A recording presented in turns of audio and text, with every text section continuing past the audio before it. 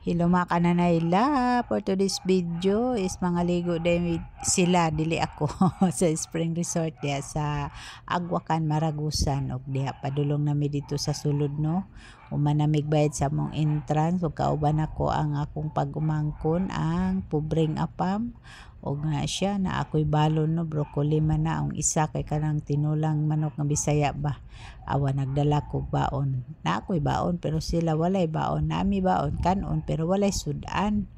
O, pa layo-layo pa man pod gikan sa entrance ang swimming pool ug ang mga cottage. So baktas sa tirada dira.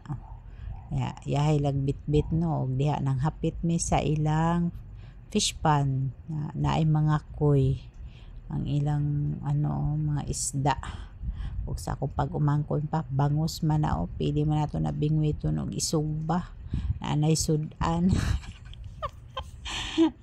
Nagko bitaw kayo ang isda nila ay sa dihang nagpadayon lang ko sa pangita sa among cottage no, layo-layo pa man di ay. Mo na siya dira ang baktasan ug mao nang among sponsor ang akong manghod na gwapa ang Motherlo ng Maragusan ug sa diha nanami sa among cottage. Nag-istorya lang mi dira kung unsay sudan nga paliton kay wala may baon sudan kanon lang man pati tubig walay baon no. Mga kananayla mao nang mo nang lakaw nga wala sa plano gani pero mo po nay gwapo nga wala sa plano pero nadayon ba kay sagaran baya nga magplano di gyud madayon kana bigla-bigla pero walay baon.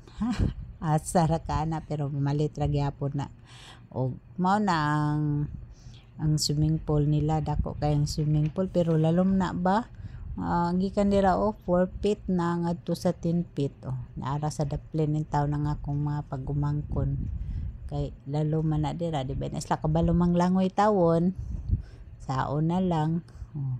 Ang naman gud toy pang bata pero wala pa man na limpyuhan o diha lang unsa sila naglingkod-lingkod pero hasta ba yung tugnawa ng tubiga flowing man na siya tugnaw lang kaayo lagi murag ice food.